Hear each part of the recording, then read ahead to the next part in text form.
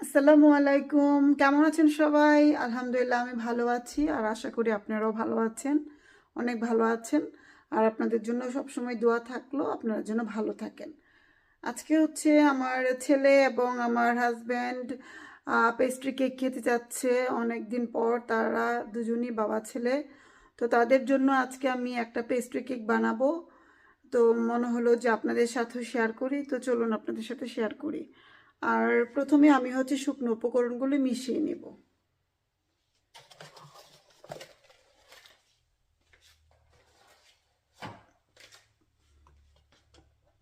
আমি হচ্ছে 2 ডিম দিয়ে আজকে ভ্যানিলা পেস্ট্রি কেক করব।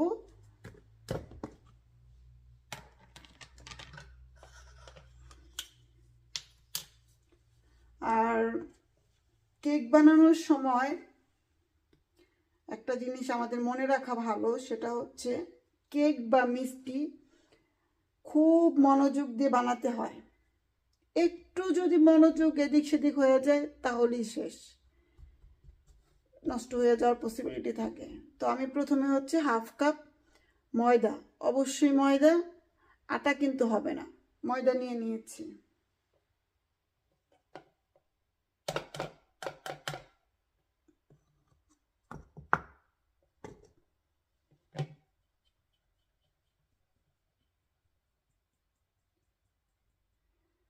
আর 1/2 কাপ ময়দা থেকে আমি 1 টেবিল চামচ ময়দা উঠিয়ে রাখবো।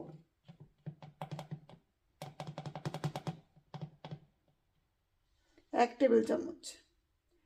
এই যে আমি 1 টেবিল চামচ ময়দা উঠিয়ে রেখেছি, এটা রিপ্লেসমেন্ট হিসাবে আমি এখন 1 টেবিল চামচ কর্নফ্লাওয়ার দিয়ে দিব। কর্নফ্লাওয়ারটা দিলে যেটা হবে, কেকটা সফট হবে। মেজারমেন্টটা ঠিক এরকমই হবে।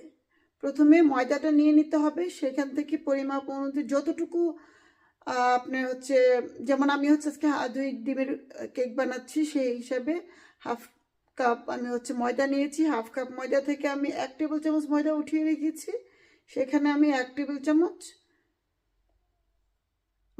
কর্নফ্লাওয়ার দিয়ে দিব।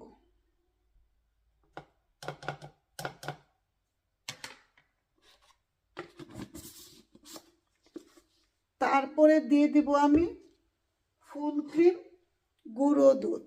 আর আমি সব সময় এখন ইদানিং আমি হচ্ছে নিডু ব্র্যান্ডের যে ফুল ক্রিম দুধটা আছে, নিডু ব্র্যান্ডের, সেটা ইউজ করি। তো এখান থেকে আমি দিয়ে দিব 2 টেবিল চামচ।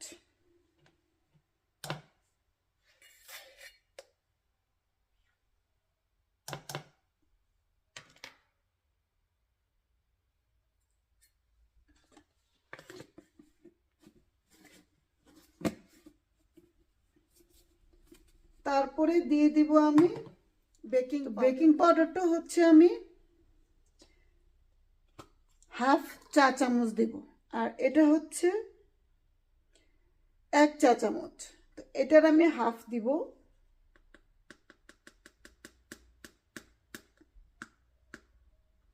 এই যে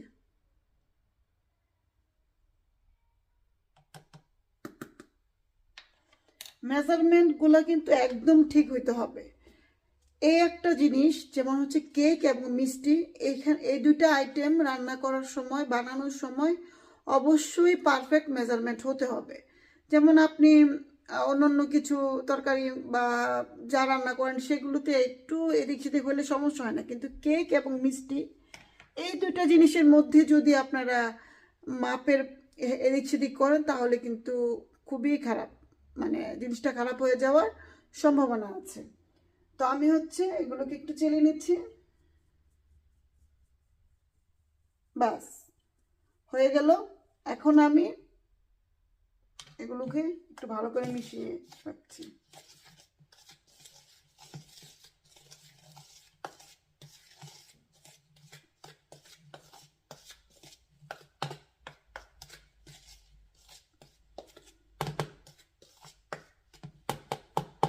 ব্যাস, এই শুকনো উপকরণগুলো রেডি হয়ে গিয়েছে। এখন আমি ডিমের ম্যারাংটা তৈরি করে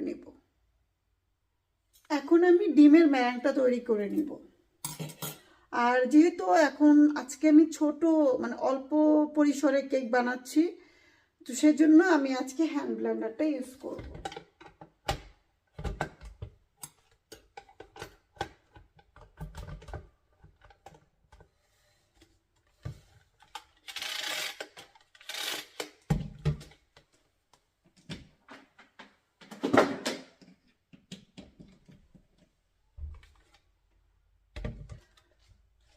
আমার বিটারটা রেডি।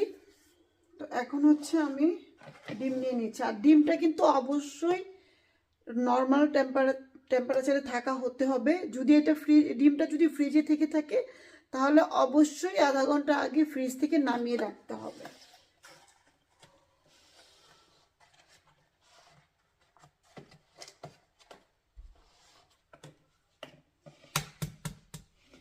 আর কোনো প্রয়োজন নাই যে সাদা অংশ কুসুম আলাদা করে বিট করতে হবে, কোনো প্রয়োজন নাই।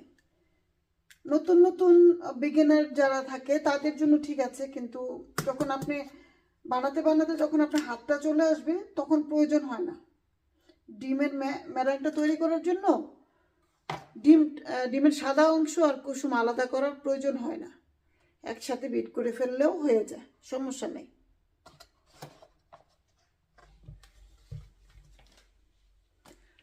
এখন আমি বিট করে নিচ্ছি, আর মিডিয়াম স্পিডে আমি বিট করে নিব।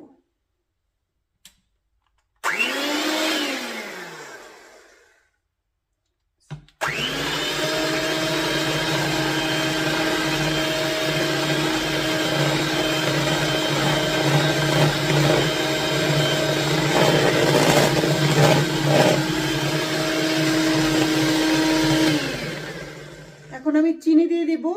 আর চিনির ক্ষেত্রে আমি একটু বলে রাখছি, সেটা হচ্ছে আপনি কিভাবে বুঝবেন বা কতটুকু পরিমাণের দিলে মিষ্টিটা একদম অন অ্যান অ্যাভারেজ সবার পছন্দ হবে, মানে এমন একটা মিষ্টি হবে যেটা সবাই পছন্দ করবে। সেই মেজারমেন্টটা হবে আপনি যতটুকু পরিমাণের ময়দা দিবেন ঠিক ততটুকু পরিমাণের আপনি হচ্ছে চিনি দিবেন। তাহলে দেখবেন যে যে মিষ্টিটা হবে সেই মিষ্টিটা একদম পারফেক্ট, সবাই পছন্দ করবে। আর আমি হচ্ছে কাস্টার্ড সুগার, যেটা মানে হচ্ছে মোটা দানের সুগারটা না, একদমই পাতলা সেই সুগারটা নিয়েছি, যাতে করে বিট করতে খুব সহজ হয়। মোটা দানার সুগারটা বিট হইতে কিন্তু একটু মানে মেল্ট হয়ে যেতে একটু টাইম লাগে, সেজন্য আমি কাস্টার্ড সুগার যেটা সেটা নিয়েছি।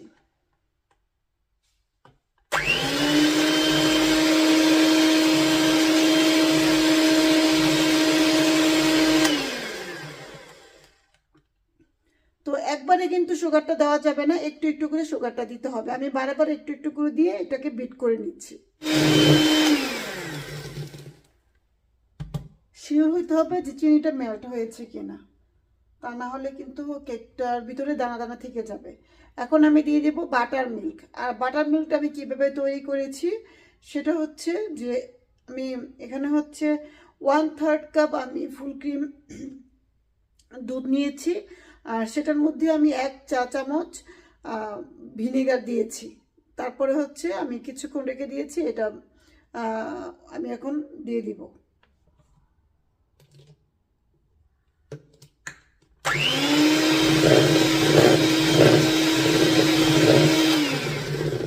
তারপরে দিয়ে দিব, এখানে আছে 1/3 কাপ বা 3 টেবিল চামচ রান্নার রেগুলার তেল।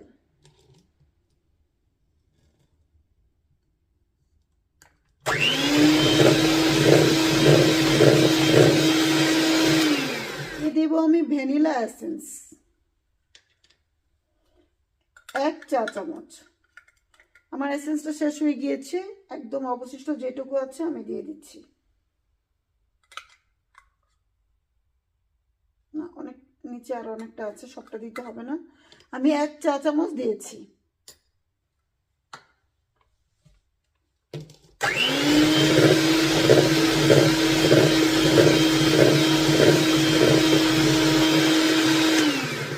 ব্যাস, আমার ডিমের ম্যারাং রেডি। এখন আমি এটার মধ্যে শুকনো উপকরণগুলি মিশিয়ে নিব। তো সেই জন্য আমি আবারও চালনি দিয়ে চেলে চেলে মিশিয়ে নিচ্ছি।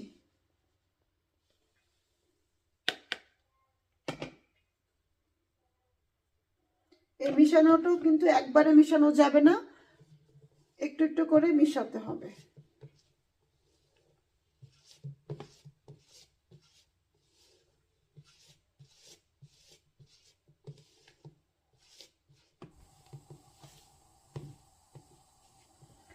এই তো ব্যাটারটা রেডি হয়ে গিয়েছে। এখন আমি মোল্ডের মধ্যে ঢেলে দিব।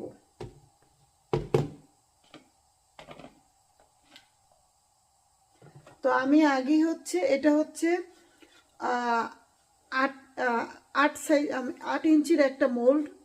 তো আমি এটার মধ্যে হচ্ছে আগেই তেল ব্রাশ করে তারপরে বেকিং পেপার সাইজ করে কেটে দিয়ে দিয়েছি।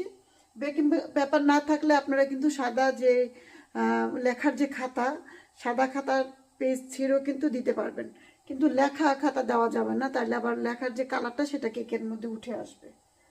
এখন হচ্ছে আমি এটার মধ্যে ঢেলে দিচ্ছি।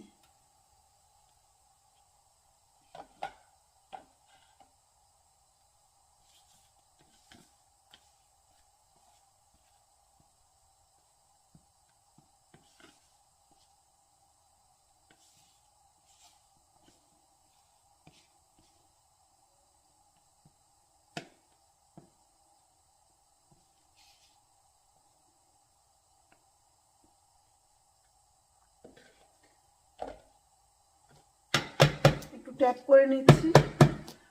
আর আজকে হচ্ছে আমি ওভেনে নয়, আজকে আমি চুলায় কেকটাকে বেক করব।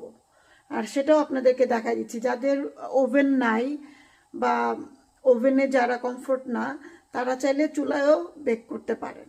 আমি আজকে চুলায় কেকটা বেক করব। আমার ছেলে খেতে চেয়েছিল অবশ্য চিজ কেক। তো আমি একদমই মানে আসলে চিজ কেক তো আর খুব এত অল্প সময়ে করা যায় না, একটু সময় লাগে। সেজন্য আমি ওকে বলেছি ওর বার্থডেতে, ওর সামনে ওর বার্থডে আসতেছে, সেই দিন আমি ওর জন্য একটা চিজ কেক বানাবো ইনশাল্লাহ, ওকে আমি বলেছি। তো আজকে হচ্ছে আমি পেস্ট্রি কেক বানাচ্ছি ভ্যানিলা ফ্লেভারের। ব্যাস, এখন আমি এটাকে চুলায় দিয়ে দিব। আর চুলাতে আমি হাঁড়িটা আগেই গরম বসিয়ে দিয়েছি, 5 মিনিট হয়ে গিয়েছে। এখন আমি এটাকে হাঁড়ির মধ্যে দিয়ে দিব। হাঁড়িটা গরম হয়ে গিয়েছে।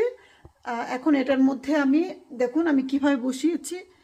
এটার ভিতরে আমি একটা এই যে একটা স্টিলের একটা স্ট্যান্ড দিয়েছি।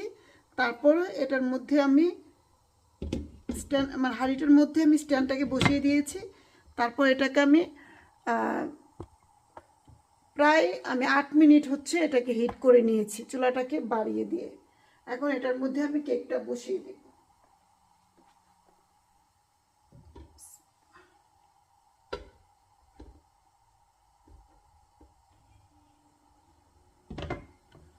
এই তো কেকটা আমি বসিয়ে দিয়েছি। এখন এটাকে আমি কেকটা হতে সময় লাগবে 30 থেকে 35 মিনিট অথবা সর্বোচ্চ 40 মিনিট লাগবে। তো আমি অবশ্য মাঝে মাঝে এসে দেখব কেমন হয়েছে। আর যদি আপনারা ওভেনে বানান তাহলে সেক্ষেত্রে 180 ডিগ্রি সেলসিয়াস তাপমাত্রায় 10 মিনিট প্রি হিট করে কমপক্ষে 50 মিনিট আপনাকে এটা বেক করতে হবে। চুলাতে হিটটা বেশি লাগে, সেজন্য চুলা একটু কম লাগে। আর 50 মিনিট নাও লাগতে পারে, আর একটু কম লাগতে পারে, সেটা আপনারা দেখলেই বুঝতে পারবেন। তো আমি ফিরে আসছি কেকটা হয়ে যাওয়ার পরে।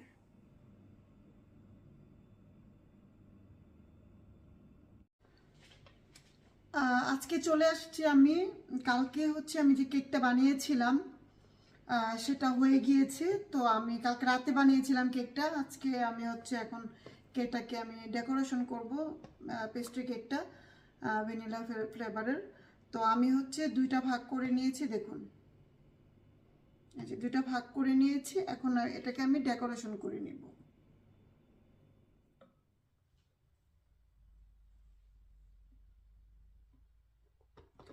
এখন আমি ডেকোরেশন করে নিব। তো প্রথমে আমি দিয়ে দিব সুগার সিরাপটা।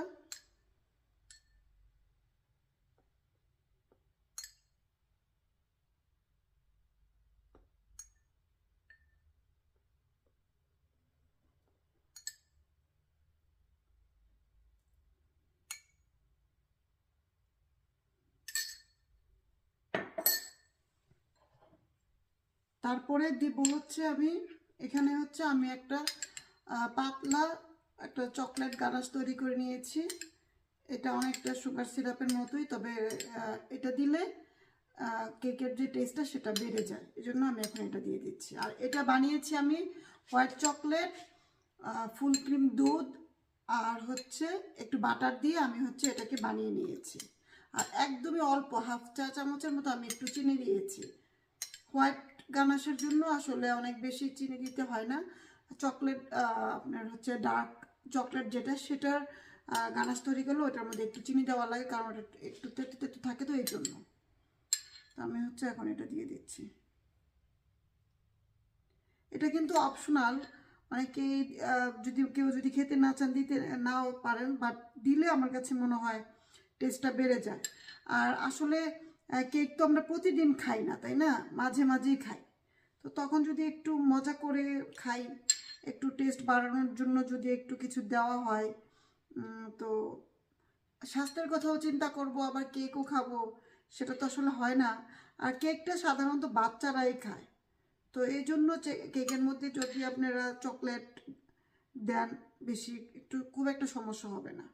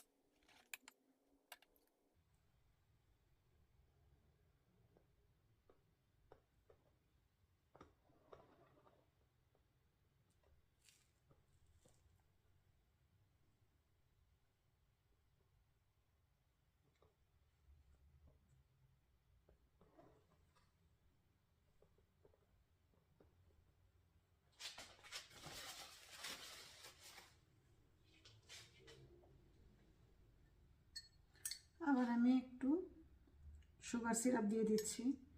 আর সুগার সিরাপ হচ্ছে আমি হাফ কাপ গরম পানির মধ্যে 1 চা চামচ চিনি দিয়ে বানিয়েছি।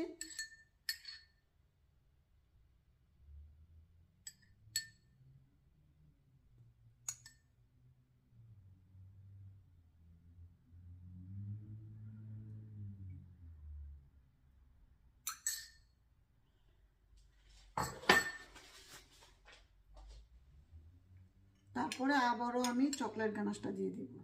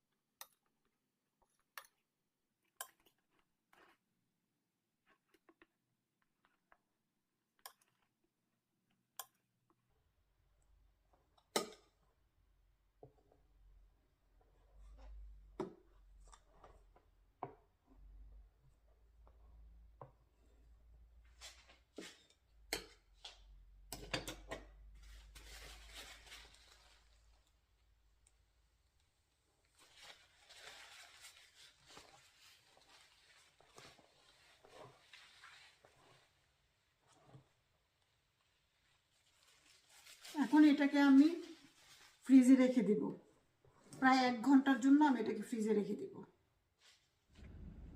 আমি এই কেকটা বানিয়ে ফ্রিজে রেখে দিয়েছিলাম গতকালকে। আমি একদম ভুলে গিয়েছিলাম কেকগুলো পিস পিস করে পেস্ট্রি করার জন্য।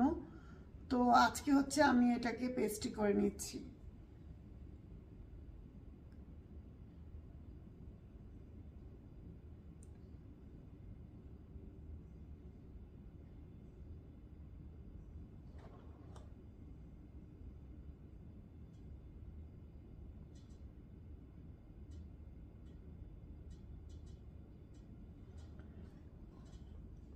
আমি আমার পছন্দ মতো সাইজ করে নিয়েছি।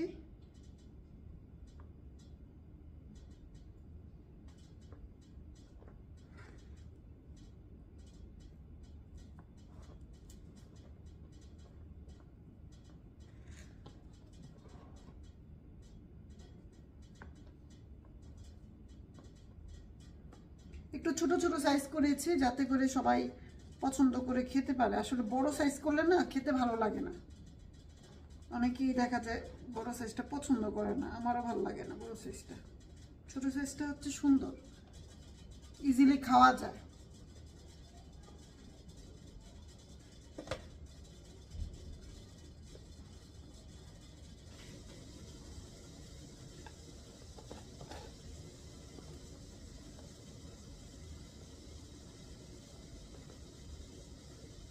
এই যে দেখুন, আমি একদম সিম্পলভাবে পেস্ট্রি কেকটা করেছি। চাইলে এটার উপরে ফ্লাওয়ার দেওয়া যায়, নজল দিয়ে ফ্লাওয়ার দেওয়া যায়, অথবা চাইলে উপরে আপনারা একটু ফুড কালার দিয়ে দিতে পারেন। কিন্তু আমি যেহেতু বাসায় খাবো, যেহেতু আমার হাজব্যান্ড এবং ছেলে খাবে, তো আমার কাছে মনে হলো যে একদমই সিম্পল, ওরাও সিম্পল খুব পছন্দ করে, খুব একটা নকশা টকশা পছন্দ করেন, এই জন্য আমি দেখুন একদমই সিম্পলভাবে পেস্ট্রি কেকটা করেছি। এখন আমি যেটা করব, একটা বক্সের মধ্যে করে আমি কেকগুলো রেখে দিব।